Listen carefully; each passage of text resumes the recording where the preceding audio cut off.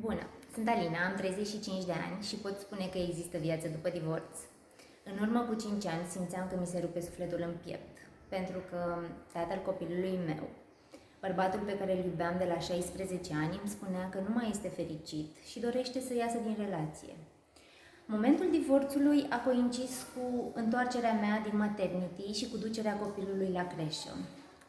A urmat o perioadă extrem de grea pentru mine și pentru ei, în momente în care eu cu fostul meu soț nu ne-am vorbit, ne-am jignit, ne-am rănit profund, iar toată această tensiune era resimțită și de copil.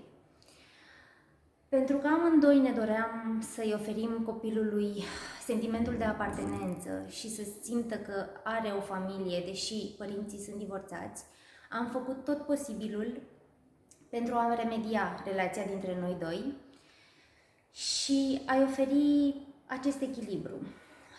După acești 5 ani în care am avut suișuri și coborâșuri în relația noastră, pot spune că am ajuns la acest echilibru. Am creat această pagină pentru a veni în suportul persoanelor care trec printr-un divorț sau printr-o despărțire, să înțeleagă că nu sunt singuri în această situație și se poate trece. În continuare, veți găsi postări în care voi vorbi despre experiențele mele și despre acțiunile pe care le-am luat concret pentru a trece peste divorț.